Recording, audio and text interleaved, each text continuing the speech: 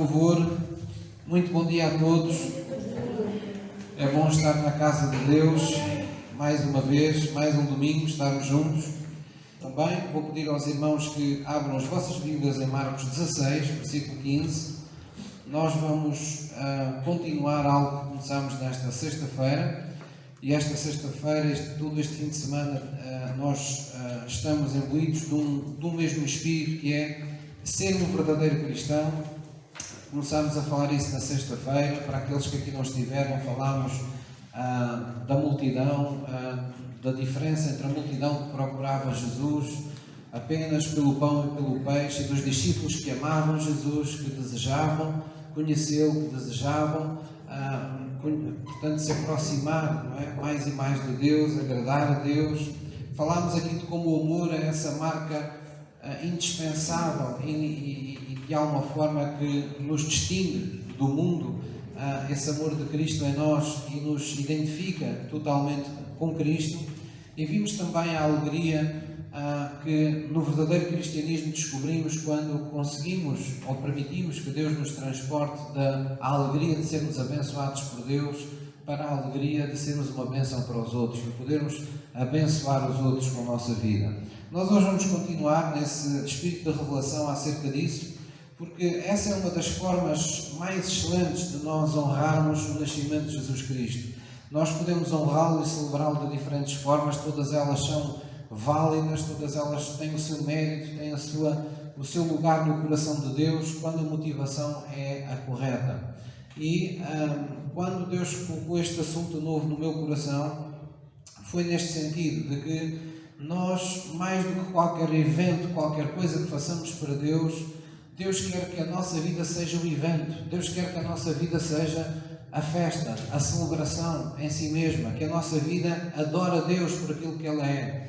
E nada melhor do que estarmos no centro da sua vontade, nada melhor do que mostrarmos a Deus que valeu a pena Ele ter vindo à Terra, porque nós nos deixamos transformar à sua imagem e semelhança, porque nós somos hoje parte dessa igreja que Ele espera e com a qual Ele conta para, neste tempo, trazer a sua glória, a manifestação do seu reino a esta terra. Então, para isso, nós temos que nos identificar, nós temos que deixar que o Espírito de Deus nos tire o pouco que vai ficando, a ilusão que vai ficando no nosso cristianismo, de andarmos tão de perto com o pecado todos os dias da nossa vida.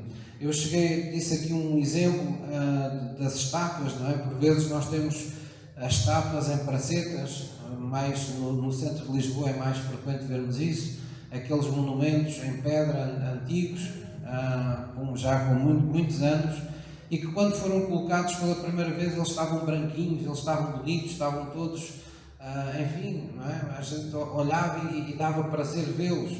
As autarquias muitas vezes, com o passar dos anos, eles voltam a restaurar esses monumentos por entenderem que eles estão de alguma forma já sendo uma mancha, não é? Ou porque vão ficando cobertos, no caso de Lisboa muitas vezes, desculpem a expressão, com o cocó dos pombos, não é? E vão ficando muitos deles com a ilusão das chuvas e das umidades, vão criando tonalidades escuras, vão escondendo a obra de arte que supostamente queriam revelar. No caso de muitos metais vão ganhando ferrugem, enfim, as coisas vão se degenerando, vão se degradando com o passar do tempo. E assim é a nossa vida espiritual. No início, quando entregamos nossa vida a Jesus, foi erguido um monumento maravilhoso para Cristo no nosso coração.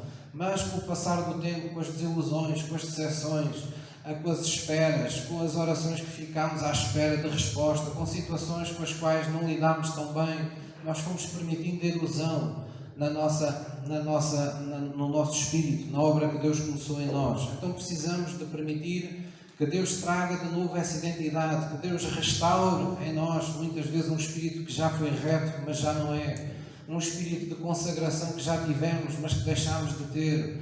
Uma forma de estar na vida de verdadeiro servo de Deus que já abraçámos, mas com o passar do tempo fomos trocando pelas urgências e pelas situações urgentes que foram acontecendo na nossa vida.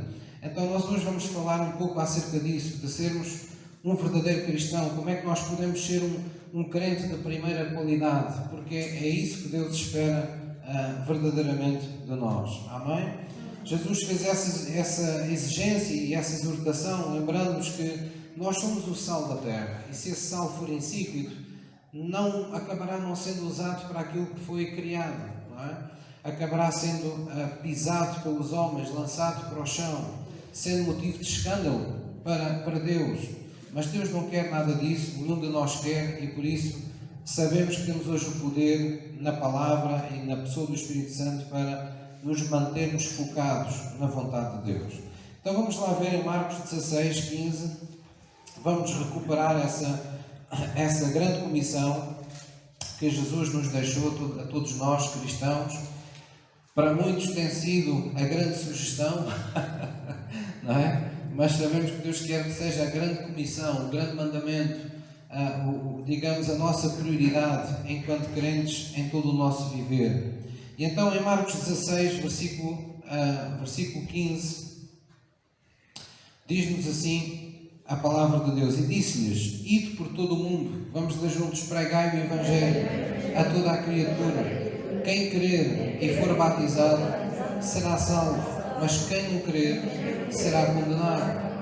Leio só agora: estes sinais seguirão os que crerem, em meu nome expulsarão os demónios, em meu nome falarão novas línguas, em meu nome pegarão das serpentes, e mesmo que bebam alguma coisa mortífera não lhes fará dano algum. Em meu nome porão as mãos sobre os enfermos e os curarão. Ora, o Senhor, depois de lhes ter falado, foi recebido no céu e assentou-se à direita de Deus. Eles, tendo partido, pregaram por todas as partes, cooperando com eles o Senhor e confirmando a palavra com os sinais que se seguiram. Amém? Então, uma vez que entregamos nossa vida a Jesus, uma vez que se tornou conhecido e fomos conhecendo a vontade de Deus, uma escolha se vai impondo na nossa vida e no nosso coração.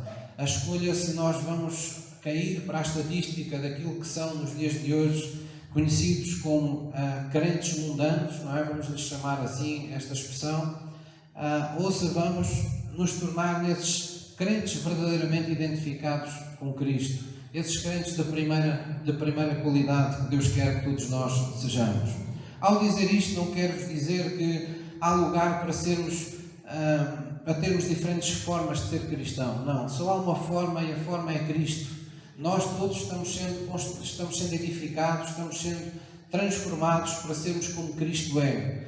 Tem que haver, há lugar à diversidade, mas diversidade aqui não significa que nós tenhamos a opção de ser mornos na presença de Deus. Todo cristão, ainda que de uma forma diversa, de uma forma pessoal, de uma forma única, tem um contributo para o cristianismo, para a edificação da sua igreja, tendo um ministério, para qualquer visão de um ministério, cumprindo uma missão de um determinado ministério na terra.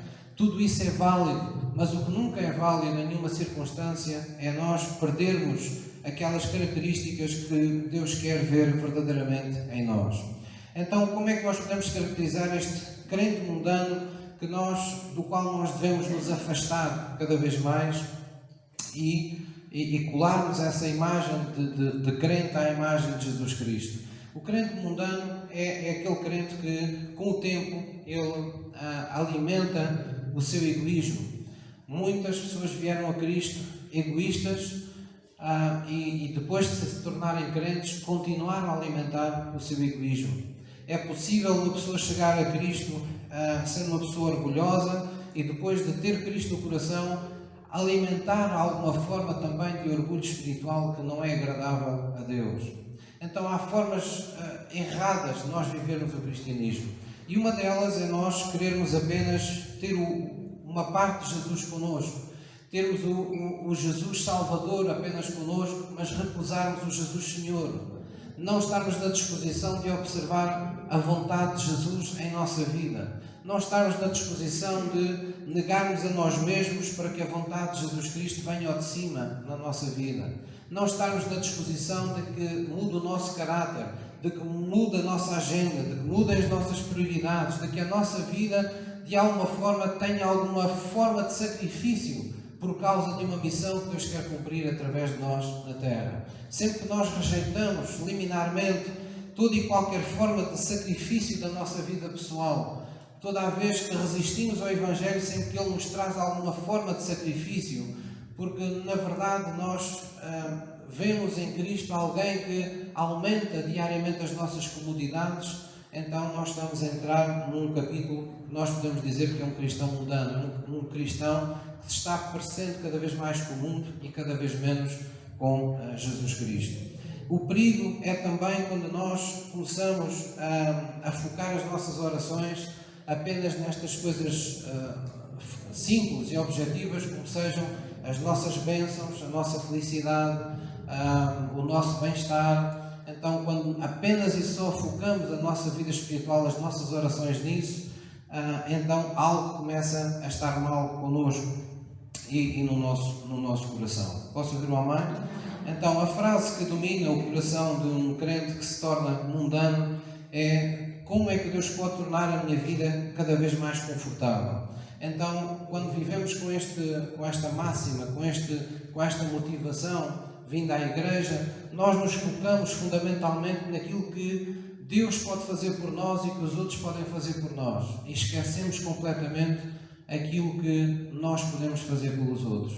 E cristianismo tem muito menos a ver com aquilo que os outros fazem por si e tem muito mais a ver com aquilo que você é capaz de fazer pelos outros. Cristianismo, esse ideal de crente, esse ideal de cristão que glorifica a Deus, é aquele cristão que sabe que uma vez salvo, ele foi salvo para servir a Deus.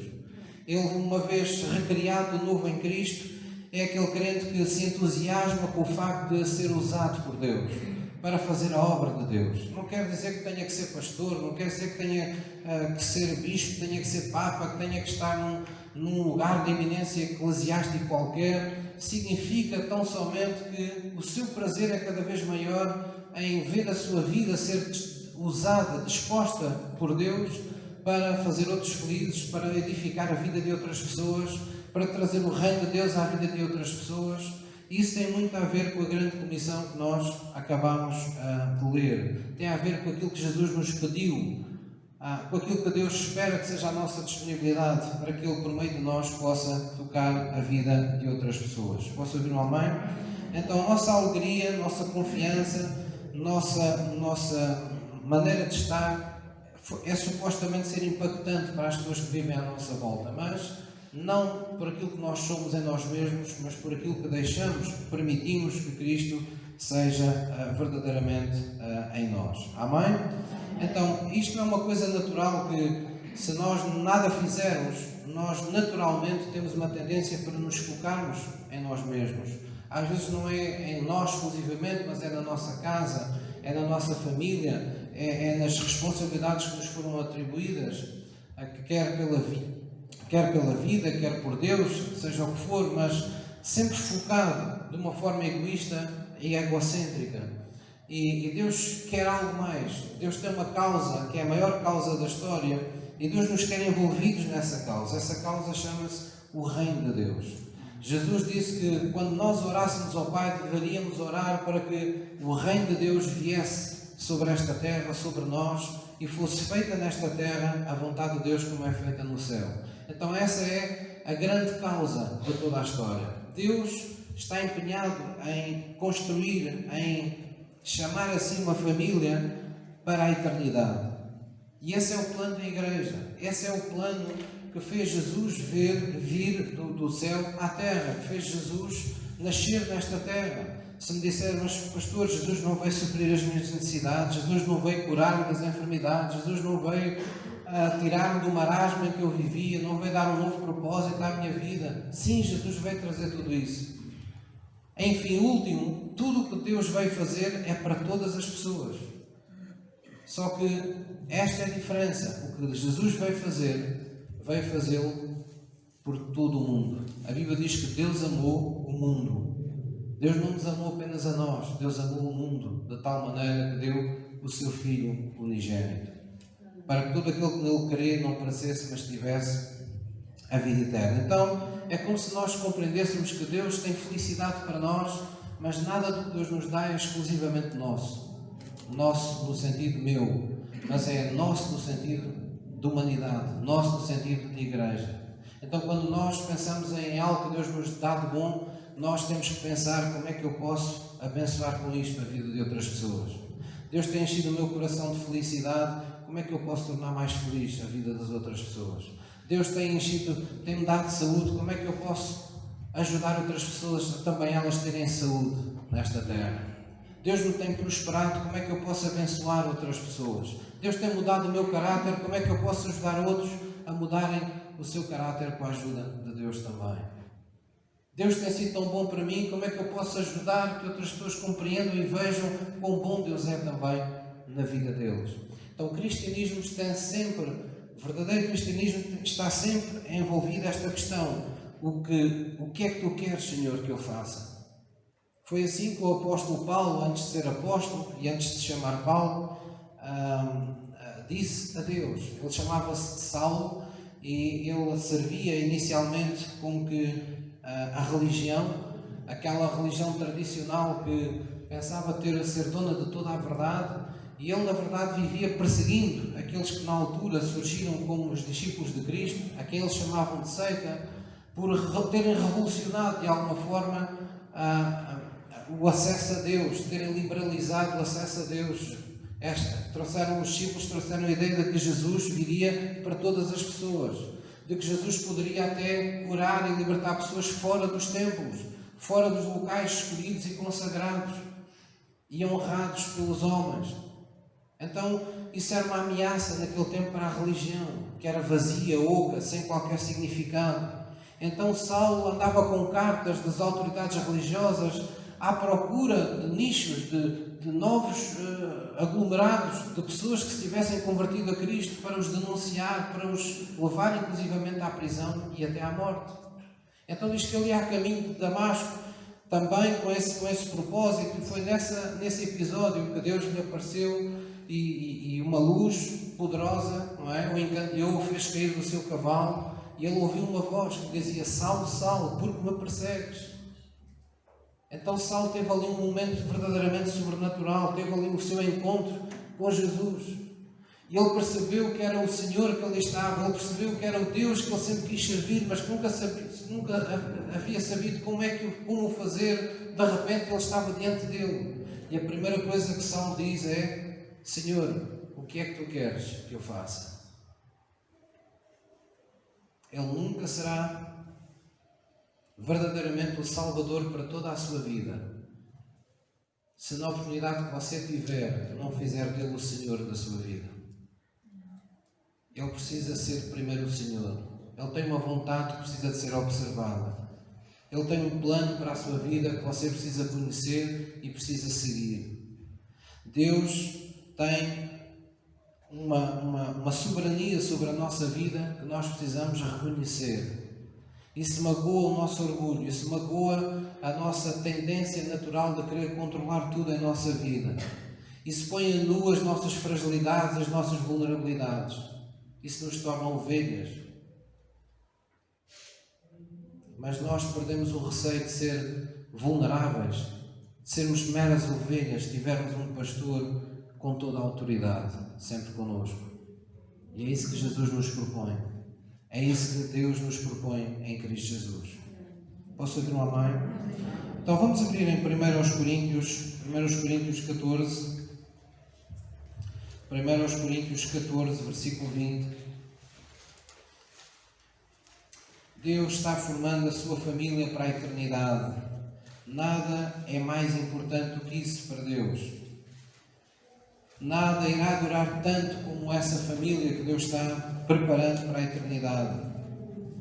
E nós precisamos entender que o verdadeiro cristianismo passa por nós abrirmos o nosso coração para essa realidade de que, uma vez salvos, nós devemos servir a Deus.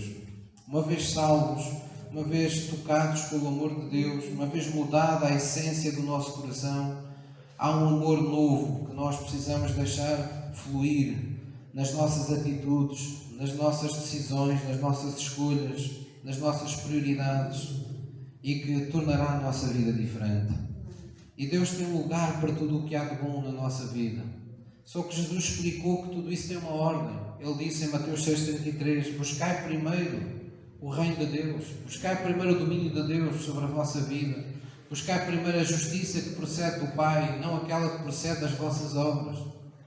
Não tentem ser boas pessoas, tentem ser pessoas que operam nas boas obras que Deus preparou para vós.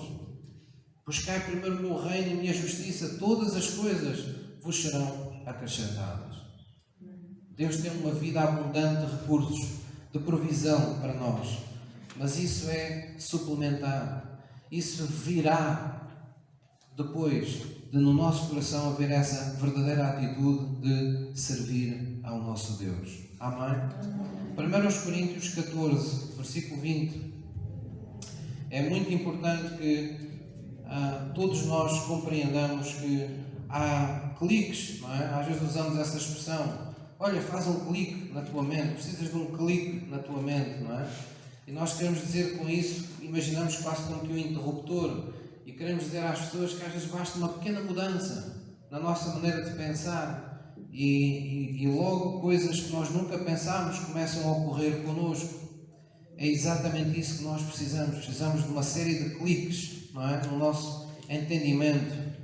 Precisamos mudar a nossa mentalidade. 1 Coríntios 14, versículo 20 diz assim a palavra de Deus: Irmãos, não sejais meninos no entendimento, mas sede meninos na hora de ser maliciosos, sede, porém, adultos no entendimento. Então o apóstolo Paulo estava falando aos Coríntios, lembrando que há um tempo para tudo e que quando se trata de entendimento, nós temos que crescer em Cristo, nós temos que atingir a maturidade em Cristo. Nós temos que alcançar o entendimento que vem por meio da fé. Porque é que isso é tão necessário?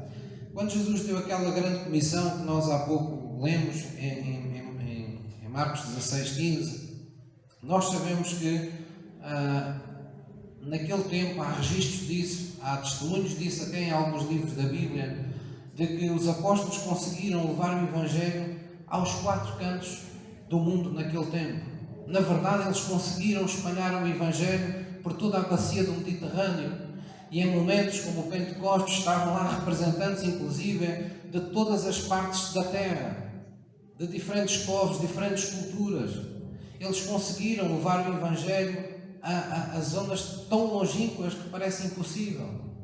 E eles não tinham barcos para cruzar os oceanos com segurança, eles não tinham aviões para ligar continentes em poucas horas, eles não tinham meios de comunicação como nós temos hoje, nem aqueles que porventura nós até já desprezamos. Se calhar já há pessoas desprezando a TV, a televisão ou os telefones, porque já têm a net, já não ouvem rádio em muitas pessoas, mas naquele tempo nada disto havia, e eles mesmo assim conseguiram fazer com que o Evangelho, segundo o testemunho que está aqui na Palavra de Deus, com que o Evangelho chegasse a toda a parte. Houve uma volta completa, houve um mover completo do Evangelho por toda a terra. E a questão que se coloca é, hoje, que nós temos meios que em nenhum momento da história permitiram, como hoje, que o mundo se tornasse tão pequeno. Nós hoje, por meio de um computador, ou por meio nem precisa ser um computador, de um telemóvel, nós podemos comunicar com o outro extremo da Terra, com qualquer parte do mundo. Zonas recônditas da Terra, com zonas industrializadas ou enfim, mais habilitadas. Nós podemos chegar a toda a parte hoje. Nunca o mundo se foi tão pequeno, mas nunca foi tão difícil levar o Evangelho a todo lugar. Então onde é que está o problema, pastor? O problema está na nossa mentalidade. O problema está na nossa maneira de pensar. Se é verdade que os meios estão aí, não é menos verdade que o diabo tem enganado muitos cristãos a viverem uma vida cada vez mais voltada para si mesmos. As pessoas, mesmo na fé e em Cristo, têm cada vez menos disponibilidade para o sacrifício, para pensar em missões, para pensar em pregar o Evangelho, para pensar em levar a mensagem da salvação, seja a quem for. Há sempre a sensação que alguém há de fazer isso por nós. Há sempre a sensação de que temos coisas muito importantes, não temos tempo, temos tantos a fazer, temos tantas responsabilidades, temos tantas coisas para cumprir. De forma que tem que haver esse clique, tem que haver essa mudança. na nossa mentalidade. E a Bíblia diz que nós temos que deixar de ser crianças. O que é ser criança? O que é que caracteriza uma criança? Uma criança quer toda a atenção sobre ela, dos seus pais. Uma criança passa a vida muitas vezes a fazer birras quando não tem aquilo que quer dos seus pais. E chora como se o mundo fosse acabar quando os pais não lhes dão o gelado ou o brinquedo que elas querem. E esse é o cristianismo que muitas vezes estamos a assistir nos nossos dias. Pessoas enchem auditórios inteiros para seminários de autoajuda, pensando em tornar a sua vida cada vez melhor. As pessoas vivem obcecadas durante meses em oração por causa de uma coisa da sua vida que elas querem muito. E durante todos esses meses, elas não pensam nem um só instante, enquanto as pessoas ao seu redor, conhecendo um só versículo, conhecendo alguma coisa que já transformou a sua própria vida, como essas pequenas realidades já podiam ter levado tantas outras pessoas para o reino de Deus, como já podiam ter transformado a vida de tantas outras pessoas. Então tem que haver um clique. Nós temos que ter esse clique no nosso entendimento. Posso ouvir uma mãe? Diz aqui em Filipenses, vamos abrir em Filipenses 2, versículo 4. Filipenses 2, versículo 4. Diz-nos assim a palavra de Deus. O apóstolo Paulo, falando aos Filipenses, disse-lhes: não atente cada um para o que é propriamente seu, mas cada qual também para o que é dos outros, de sorte que haja em vós o mesmo sentimento que houve também em Cristo Jesus, que sendo em forma de Deus não teve por usurpação ser igual a Deus, mas esvaziou-se a si mesmo, tomando a forma de servo, fazendo-se semelhante aos homens, e achado na forma de homem, voltou a humilhar-se a si mesmo, sendo obediente até à morte e morte de cruz. Por isso também Deus o exaltou soberanamente e lhe deu um nome que é sobre todo o nome, para que ao nome de Jesus se dobre todo o joelho dos que estão nos céus, na terra e debaixo da terra, e toda a língua confesse que Jesus Cristo é o Senhor, para a glória de Deus Pai. Amém? Neste versículo 4 diz: não atende cada um para o que é propriamente seu, mas cada qual também para o que é dos outros. Deus não está obviamente aqui a dizer para nós cobiçarmos o que é dos outros, para nós sermos coscovilheiros e andarmos a ver o que é que está na vida e na casa dos outros. Não é nesse sentido, como nós sabemos. O que Deus está aqui a querer dizer com esta palavra é: cada um atente para aquilo que é mais importante, para aquilo que é melhor para a vida dos outros, antes de pensar o que é melhor para a sua própria vida. Cada um atente para aquilo que os outros mais necessitam, antes de pensar naquilo que vocês próprios necessitam. Porquê? Porque o reino de Deus tem subjacente sempre esta lei espiritual, que aquilo que nós queremos na nossa vida, devemos semear na vida dos outros. Então temos que procurar primeiro um campo para semear, para depois termos uma colheita para a nossa vida. Deus obrigou-nos a pensar deste jeito, porque Deus sabia que ao cumprirmos estes princípios espirituais, nós mudaríamos com eles. O nosso coração mudaria com esses princípios. Quando nós nos obrigamos saudavelmente a prescindir daquilo que é nosso, do tempo que é nosso, de investir as energias, os recursos, os dons, o que quer que seja, para salvar a nossa vida, e pensamos primeiro em salvar a vida de alguém, nós estamos a amar essas pessoas como Cristo as amaria em nosso lugar. Nós estamos a anunciar aos outros que Cristo está vivo na nossa vida, que Cristo está de novo na terra através da nossa vida. Na verdade, não é isso que Jesus quer. Vocês são a luz do mundo. Não foi o que Jesus nos disse? Vós sois a luz do mundo. Tal como eu vim ser luz para o mundo, vocês, a minha igreja, agora são a luz do mundo. Então nós precisamos de entrar nessa chamada, nesse verdadeiro cristianismo. Amém? Como é que nós vamos fazer isto? Como é que nós, que nascemos naturalmente voltados para nós mesmos e estamos muitas vezes num mundo que nos estimula cada vez mais ao individualismo, ao egoísmo, como é que nós vamos contrariar isto? Como é que nós vamos mudar de padrão na nossa vida? Só há uma forma: é desligando-nos do mundo e ligando-nos a Deus. É permitindo que Deus interfira diariamente nos momentos da nossa vida e no nosso coração. E é por isso que a Bíblia diz lá com clareza que Deus não nos deu o mesmo espírito do mundo, mas nos deu o seu Espírito. Um Espírito que não nos permite estar mais em escravidão das coisas que estão no mundo. Mas Deus nos deu o seu Espírito e diz logo a seguir assim: para que conheceis, para que vos seja revelado as coisas que Deus escolheu-vos dar. Para que vocês compreendam em cada momento da vossa vida qual é a vontade de Deus para a vossa vida. O que é que vocês podem fazer de maneira a servir a Deus, onde vocês estiverem em cada momento da vossa vida. É por isso que nós dizemos que todo cristão tem um ministério e tem uma missão. Todos nós temos um papel a desempenhar naquilo que está aqui hoje, que é a Igreja, não é? E isso chama-se ministério.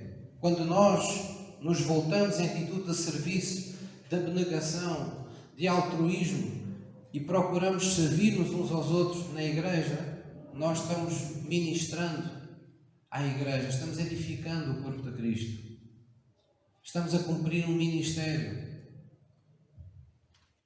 Quando naquilo que somos fortes, naquilo que podemos fazer pelos outros, fazemos pelos outros, nós edificamos os outros. E quando isso acontece no contexto da Igreja, no seio da Igreja, nós dizemos que estamos cumprindo o nosso ministério. Mas nós não fomos chamados apenas para nos edificar enquanto Igreja. Uma Igreja edificada visa, sobretudo, ministrar ao mundo. Então, quando nós ministramos ao mundo, dizemos que a Igreja está cumprindo a sua missão. Todos temos uma missão individual, junto dos nossos familiares, conhecidos, desconhecidos, pessoas que passem pelo mesmo caminho que nós, mas todos temos uma missão também quanto parte da Igreja. A missão é o que nós crentes fazemos por um mundo que está separado de Deus. Missões não é apenas irmos para um local na Tailândia ou num lugar recôndito de África e pensarmos: oh, lá estão pessoas que precisam de nós. Não, as pessoas que precisam de nós estão às vezes a morar na casa ao lado da nossa. Às vezes estão até dentro da nossa casa. Nós podemos cumprir missão, podemos estar em missão no nosso dia-a-dia. Mas nós temos que viver nessa consciência. Você tem direito a ter uma vida pessoal, você tem direito a ter uma profissão que gosta, a constituir família, a cumprir os seus sonhos, mas no decorrer da sua vida que Deus lhe deu a oportunidade de ter nesta terra, você em todo o tempo é servo de Deus. Você em todo o tempo deve ter isto no seu coração. Eu tenho que estar sempre preparado, porque não sei em que momento e em que altura o Espírito de Deus precisará de mim para trazer o reino de Deus à vida de alguém. Se você estiver com uma pessoa enferma, certamente Deus quererá que ela seja curada das suas enfermidades pelas pisaduras de Jesus. Se você estiver perto de uma pessoa que está oprimida e desabafando a sua vida consigo, certamente o Espírito de Deus está ali consigo para trazer liberdade àquela alma, para pôr em liberdade aquele oprimido. Você vê uma pessoa sem esperança, que já não acredita na vida, que acha que está aqui a mais, que acha que já não está aqui a fazer nada, e você sabe que Jesus veio para que tivéssemos vida e vida com abundância. Então temos essa responsabilidade de não deixar essa pessoa até que ela entenda que Deus tem propósitos maravilhosos para a vida dela e que tudo o que ela precisa é inclinar o seu coração para Deus. É dar uma oportunidade a Deus de ser Deus da sua vida, para que ela conheça aquilo que ainda não conheceu até agora. Sabe, a nossa felicidade, a felicidade que nós ainda não temos na nossa vida, está sempre oculta nas coisas que ainda estão por mudar na nossa vida. Muitas vezes as pessoas estão carregadas de tristeza, vivem uma vida estéril, vivem uma vida triste, uma vida resignada, uma vida sem interesse nenhum. Porque as pessoas estão vivendo à parte deste propósito de vida que Deus lhes criou. Elas não descobriram ainda a alegria que é levar alguém a Cristo. Elas não descobriram ainda o que é limpar lágrimas de choro e ver correr na mesma cara lágrimas de alegria. Por ter entrado esperança, por ter entrado vida, por ter entrado uma paz que a pessoa não tinha, por ter havido um encontro real com Jesus na vida daquela pessoa, por termos aberto as janelas do céu sobre a vida de alguém pelo poder da oração. Há tantas formas de nós o fazermos. mas nós temos que estar voltados de coração para o fazer. Posso ouvir uma mãe? Então temos que pensar de forma altruísta. Vamos abrir em Atos capítulo 1. Atos capítulo 1, versículo 8. O Senhor Jesus falou com os discípulos. Nesta passagem, Jesus já havia ressuscitado e estava na companhia dos discípulos antes de voltar para a presença de Deus Pai, e lembrou-lhes que era propósito santo, era missão, era vontade de Deus que eles permanecessem ali em Jerusalém até receberem, segundo Jesus disse, a virtude, o poder do Espírito Santo que havia de vir sobre eles. Diz assim no versículo 8: mas recebereis a virtude do Espírito Santo que há de vir sobre vós, e ser-me-eis testemunhas, tanto em Jerusalém como em toda a Judeia e Samaria e até aos confins da terra.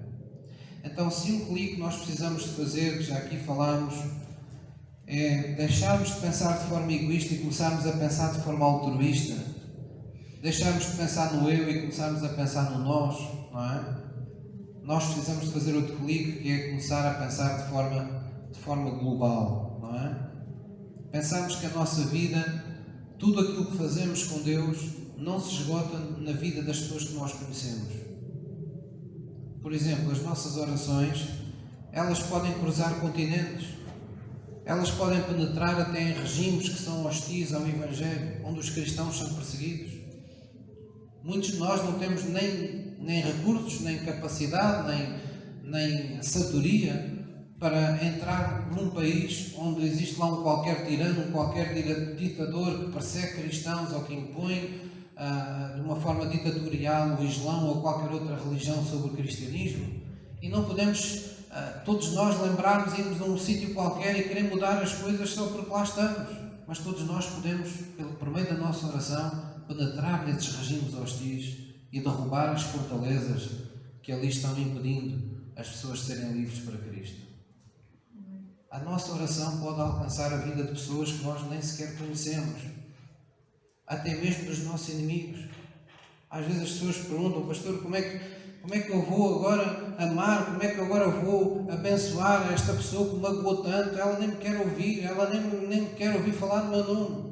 Bem, há uma forma. Se você orar por ela, a oração é uma forma de amar que nunca pode ser recusada.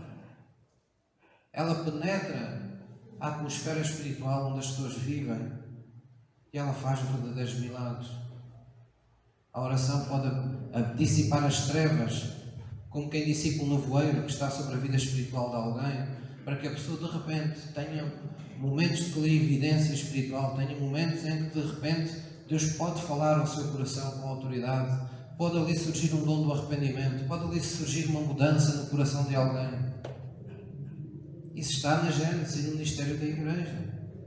E é por isso que durante gerações as pessoas nas igrejas vêm aos pastores dizer: pastor, ajude-me lá, ora por esta situação, ora para que esta pessoa lá na minha casa assim mude a atitude do seu coração. Eu já não sei o que é de fazer mais. Esta pessoa não quer, esta pessoa não concorda, esta pessoa não diz, esta pessoa está a fazer tudo ao contrário, esta pessoa está a destruir a sua vida e a dos outros. Pastor, por favor, ajude-me, vamos orar para que isto mude.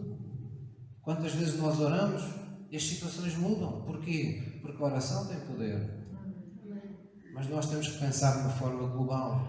Temos que pensar para lá daquilo que é a nossa vida pessoal. A Bíblia diz que Deus amou o mundo. Deus amou o mundo de tal maneira que deu o seu Filho unigênito. No coração de Deus há lugar para todas as pessoas do mundo. Nós temos que estender o nosso coração, esticar o nosso coração. A Bíblia utiliza uma palavra que é dilatar o nosso coração. Temos que arranjar maneira de caberem mais pessoas no nosso coração quando nós vamos orar à presença de Deus.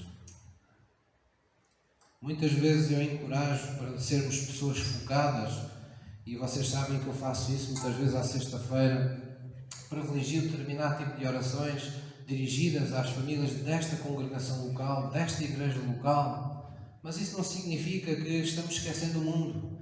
Isso tem a ver com uma revelação que eu tenho no coração de que nós só podemos fazer parte de uma igreja global de uma forma saudável se cumprirmos bem a parte que nos é destinada. Se eu tiver um órgão que funciona mal no meu corpo, ele vai ser uma maldição do corpo. E muitas vezes nos dias de hoje, muitos crentes têm esta situação do ministério de Cristo ser global e de devemos ter uma visão global, têm isto de forma descontrolada. Eles querem ser parte de tudo no mundo, mas não são parte de nada aqui na Terra. Querem ter 50, 100 pastores na sua vida, 50, 10 ministérios na sua vida, mas eles ao fim do dia não sabem muito bem a quem é que pertencem, a quem é que eles dão contas, quem é o responsável espiritual pela vida deles. Quais são as pessoas que com eles atuam na sua comunidade? Então isso precisa ser estabelecido primeiro. Nós precisamos começar por nos especializar, por assim dizer, enquanto congregação local. Precisamos de nos ligar a outras pessoas numa dimensão mais pequena na nossa congregação local, antes de nós queremos fazer parte da igreja que está por todo o mundo. Mas nós temos que olhar de forma global. Nós temos que saber que quando estamos a orar somos parte de uma multidão que um dia estará reunida diante do trono de Deus, de todas as raças, tribos, nações, povos, e que todos serão uma multidão incontável de cristãos. Eu não sei, mas alguns crentes parecem ter alguma forma de orgulho espiritual de pensar que no céu só entrarão alguns e que eles serão apenas alguém desses pouquinhos que vão conseguir fazê-lo. Eu não acredito nisso. Eu acredito que Deus vai levar muita gente daqui. Agora, Deus não vai levar pessoas que resistiram durante uma vida ao Evangelho. Deus não vai levar pessoas que decidiram ser mornas por decisão própria. Foram negligentes vez após vez, após vez, após vez, que viveram com duas caras, uma para a igreja, outra para o mundo. Deus não pode pactuar com isso. Ele é santo. Agora, imperfeições, todos nós temos. Eu acredito que quando Jesus vier buscar a sua igreja, Ele não encontrará uma só pessoa em nenhuma igreja que não tenha os seus defeitos, que não tenha os seus pontos que ainda estão por vencer. Mas Deus virá buscar corações sinceros, que estarão todos os dias querendo ocupar o seu lugar com excelência na presença de Deus. Amém? Devemos confiar nisso. Aqui em Atos 1:8, Jesus disse que quando o Espírito de Deus viesse sobre a igreja, disse aos discípulos: vocês serão testemunhas tanto em Jerusalém como em toda a Judeia, Samaria e até aos confins da terra. Na verdade, aqui ele estava a dizer em Jerusalém era a comunidade onde eles estavam. Eles viviam na comunidade de Jerusalém. Então eles estavam a dizer: olha, vocês serão testemunhas aqui na vossa comunidade, mas também em toda a Judeia, em todo o vosso país. E também em Samaria, que era já estava mais distante, era uma cultura distante. Quer dizer, vocês serão minhas testemunhas também noutras culturas, noutros povos e até aos confins da terra. Noutras nações, noutros povos que vocês não conhecem, o Evangelho lá chegará, se vocês começarem hoje a fazer a vossa parte. Amém? Então nós necessitamos disso. Necessitamos de ver este Jesus operando através da nossa vida. É muito fácil nós desanimarmos se os únicos olhos que nós tivermos forem estes olhos físicos que nós temos. Porque os nossos olhos físicos, quando nós estamos em oração, e sobretudo na intercessão, querem ver coisas. Mas muitas vezes a intercessão leva-nos a estar a partir muros de pedra que a gente não sabe muito bem. Às vezes não são muros que estão aqui, que estão noutro local qualquer. E há muitas coisas pelas quais oramos que os nossos olhos físicos, no imediato, não estão a ver nada. Mas isso não significa que nós não estejamos a fazer algo grandioso para Deus. Outras pessoas pensam que onde tiver uma multidão de 1000 ou 2000 pessoas orando, sim, aí é que está emanando poder. Mas se tiverem 4 ou 5, já não tem tanto poder. Isso não está escrito em parte nenhuma da Bíblia. Deus sempre mudou o curso da humanidade e do seu povo com um punhado de gente, com poucas pessoas. Deus quis dar essa lição ao Gedeão, inclusivamente. Que não era pelo número de guerreiros que a batalha ia ser vencida, mas era pela santificação, pela santidade dos que iam para a luta. Então Deus precisa de pessoas consagradas. Se forem uma, que bom. Se forem duas, melhor ainda. Porque o que dois ou mais concordarem, ainda o poder será multiplicado. Mas se forem 4 ou 5, mais poder ainda. E se forem 1000, pastor, melhor ainda. Mas o requisito não é o número de pessoas. O requisito é as pessoas estarem com o coração consagrado a Deus na hora de fazerem a sua vontade. Amém? E isso faz parte do verdadeiro cristianismo. Isso é ser verdadeiramente um cristão. Posso ouvir um amém? Outra coisa muito importante, estamos a terminar, para sermos verdadeiros cristãos nesta terra, é adotarmos uma perspectiva eterna da vida à nossa vida cotidiana. E, traduzindo isto por uma forma mais simples, viva o seu dia a dia na expectativa da eternidade. É triste dizer isto, mas há muito cristão que não está à espera da segunda vinda de Jesus. Pastor, mas porquê é que o pastor diz isso? Pela vida que eu os vejo levar. Pela vida negligente para com o Evangelho que eu vejo eles terem. Não estão à espera que Jesus venha a segunda vez. Porque quem está à espera que Jesus venha a segunda vez, vive santificando-se cada vez mais cada dia. Vive desejando estar mais na vontade de Deus a cada dia. Não se embaraça com nada desta vida que sabe que pode fazer perder essa viagem. Então nós temos que viver na expectativa da vida eterna cada dia da nossa vida. Pastor, e o que é que eu vou fazer com os cuidados da minha vida? Claro que vamos ter que lidar com eles. O que é que eu vou fazer com as responsabilidades? Claro que vamos ter que lidar com elas. Mas nós não podemos viver a nossa vida como se o mais importante fossem os cuidados da nossa vida. Como se o mais importante fossem as modas que o mundo nos vai impondo a cada instante. Como se o mais importante fossem os momentos que os outros querem que sejam importantes na nossa vida. Nós temos que viver a nossa vida na expectativa daquilo que Deus prometeu fazer connosco. Temos que viver cada dia lembrando-nos que não vale a pena desperdiçarmos energias, desperdiçarmos dons, desperdiçarmos talentos a construir coisas que às vezes demoram um dia, uma semana, um mês, um ano. Por isso a Bíblia diz: não tentai, não se foquem nas coisas que são, nas coisas que se veem com os vossos olhos físicos. Foquem-se naquelas que não se veem e são eternas. Agora que estáis salvos, pensai nas coisas que são de cima. Deus não quer que a gente ande com a cabeça na lua. Olha, já viste, esqueceste de pagar aquilo, esqueceste de tratar daquilo. Eu só ando a pensar nas coisas que são de cima.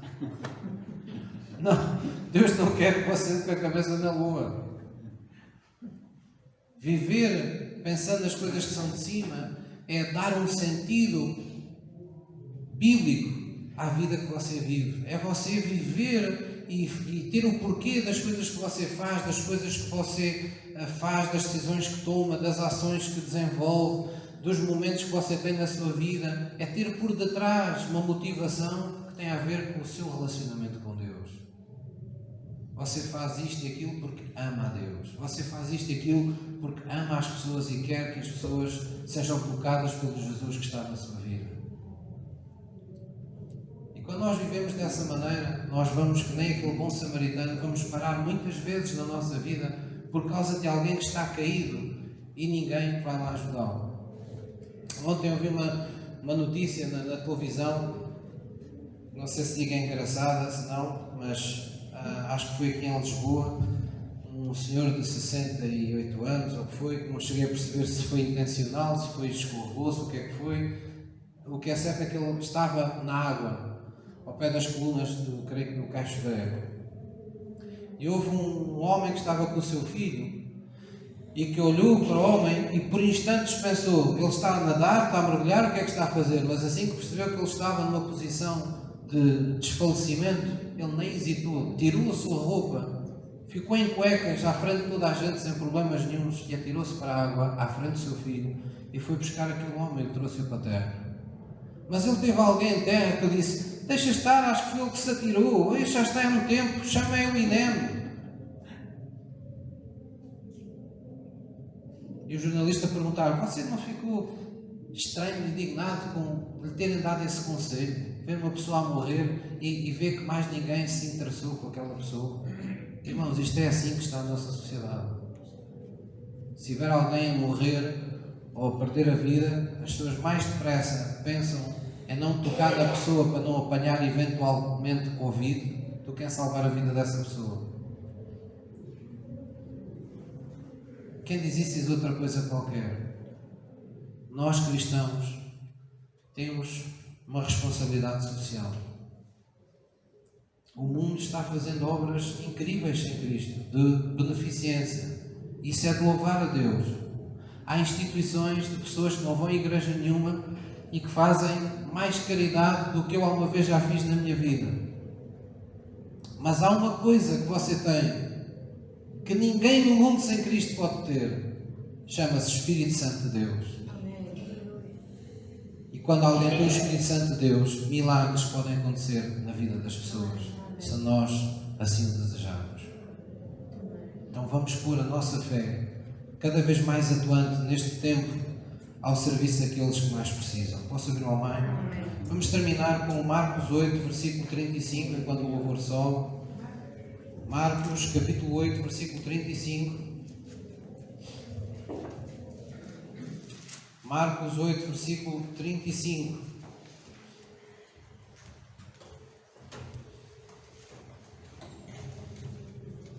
Este homem que foi salvar este senhor, isto foi filmado no telemóvel, é muito engraçado, e então o jornalista perguntava-lhe e ele dizia: então, mas e como é que é? E você fez isto? E você acha? Ele só dizia sempre o mesmo: se acontecesse outra vez eu fazia exatamente o mesmo. Quando é uma vida humana que está em causa, eu estou... É como se ele tivesse a dizer: Deus pode contar comigo, porque sempre que estiver em causa a vida de alguém e eu puder fazer alguma coisa, eu não vou ficar de braços cruzados. Eu estava a ouvir aquilo e estava-me lembrando: olha que testemunho incrível, não é? Para nós que estamos em Cristo. Marcos 8, versículo 35. Marcos 8, versículo 35. Disse o Senhor Jesus, no versículo 34, Jesus diz: e chamando assim a multidão com os seus discípulos, disse-lhes... Jesus chamou o quê? Chamou a multidão e os discípulos. Chamou todos à sua presença e disse-lhes: isto é para todos, vamos ler juntos: se alguém quiser vir após mim, negue-se a si mesmo, toma a sua cruz e siga-me, porque qualquer que quiser salvar a sua vida, perdê-la, mas qualquer que perder a sua vida por amor de mim e do Evangelho, esse a salvará. É disto que estamos a falar. Jesus diz com todas as letras: se tu pensares sempre em salvar a tua própria vida, vai haver um dia qualquer, um momento em que tu não vais conseguir mais salvá-la, porque não é assim que as coisas estão estabelecidas. Espiritualmente tu nunca poderás te salvar a ti mesmo. Eu, Jesus, vim para te salvar. E uma vez salvo, deves viver para servir aquele que por ti morreu e ressuscitou.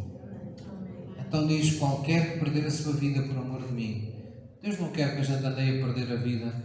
Mas o que é isto de perder a vida? A nossa vida própria. É qualquer que se sacrificar a si mesmo por amor de mim e do Evangelho, daquilo que Deus quer fazer através do seu Evangelho. Então encontrarás a tua vida, ela te estará guardada, porque Deus aprecia isso. Posso ouvir uma mãe? Vamos ficar de pé, por favor.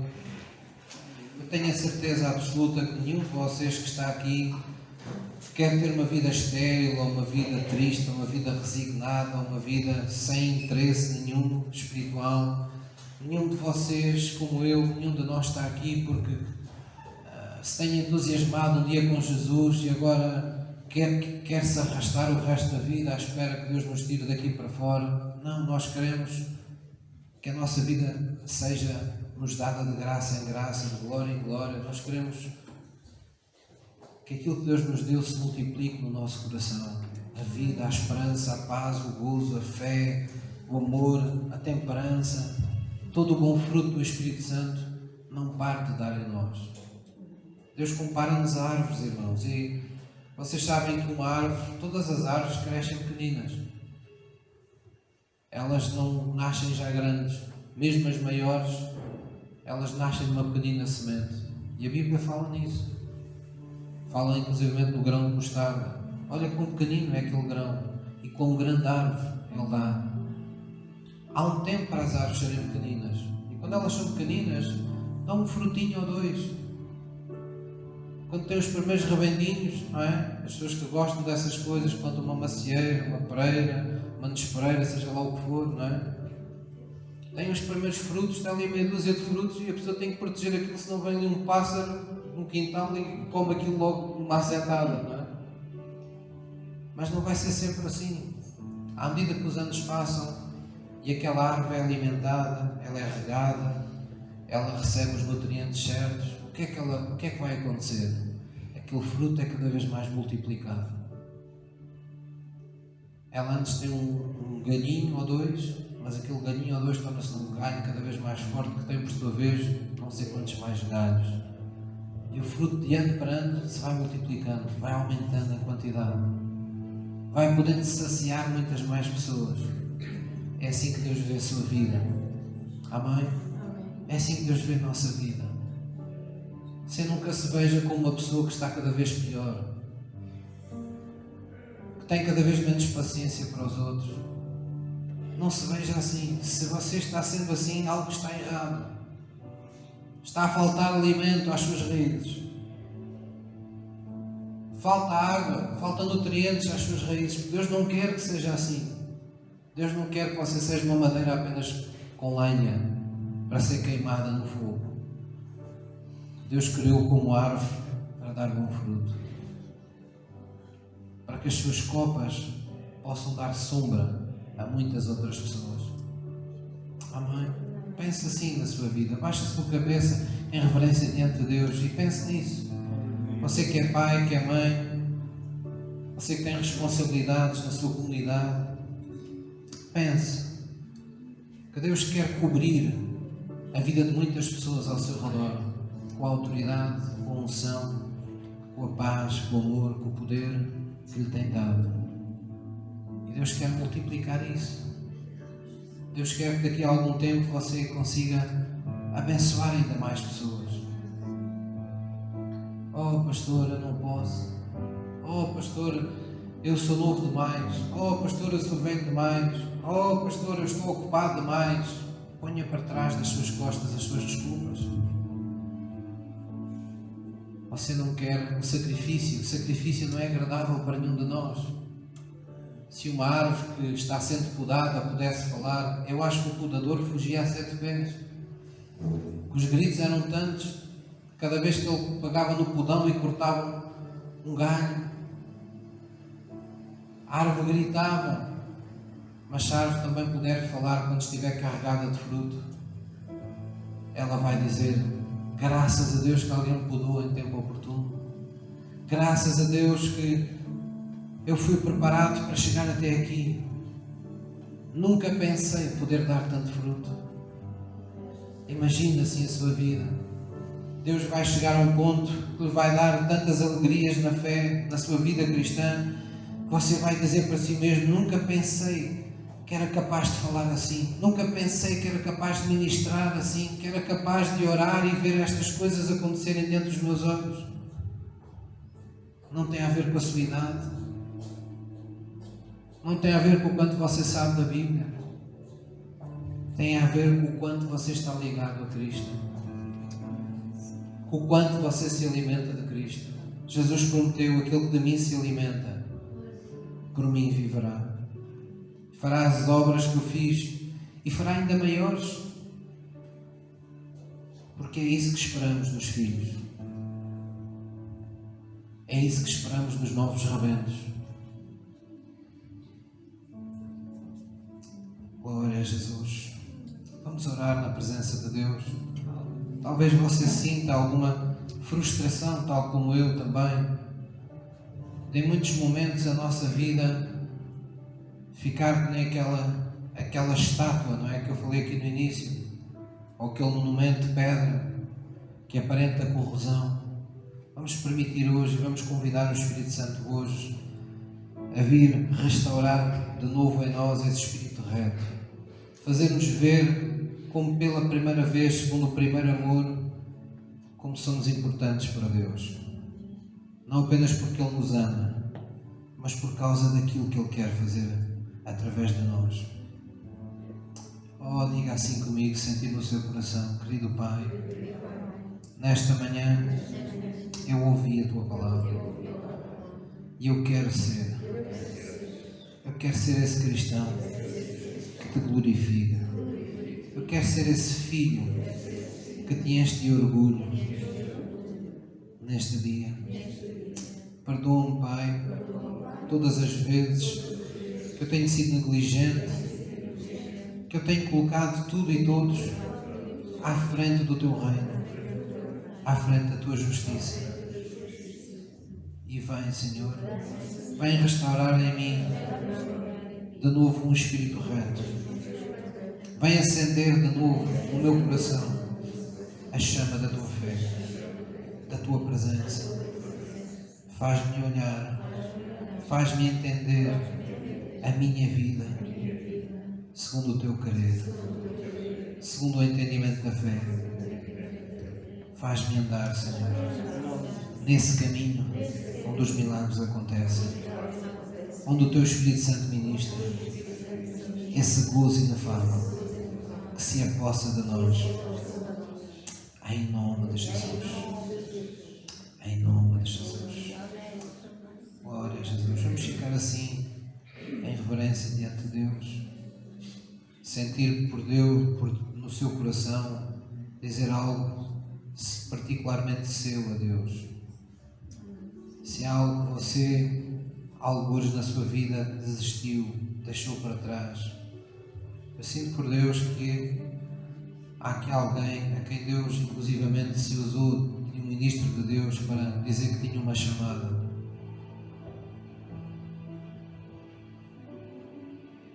E você tem esquecido isso. Está na hora de você dizer a Deus: continua em mim, Senhor, a obra que Tu começaste. Deus está à espera que a sua vontade própria, ousadamente, convide o Espírito Santo a reatar essa obra. Ele nunca fará nada além de si. Tudo o que Deus quer fazer em sua vida é consigo. Deus é um Pai de amor. Ele não arrasta as nossas vontades. Ele convence-nos. E Ele alegra-se na nossa prontidão. Alegra-se no espírito voluntário. Oh, fala com Ele de todo o seu coração agora.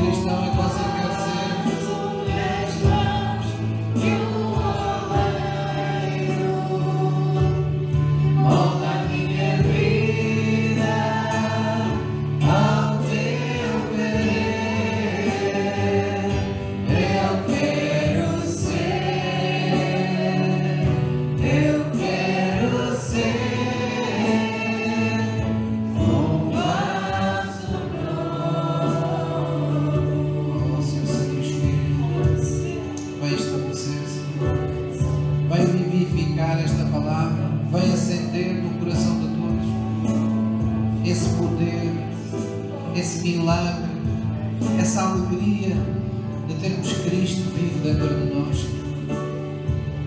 Torna-nos sensíveis, torna-nos compassivos, Deus, para com aqueles que sofrem ao nosso redor. Desperta-nos, ó Deus, para todos os que estão caídos à beira do nosso caminho, Deus. Nós te daremos a honra, o poder e a glória. Senhor, flui mais e mais através de nós. Flui através das nossas palavras. Põe mais e mais essas palavras da fé, da vida eterna, na ponta da nossa língua, como está no nosso coração.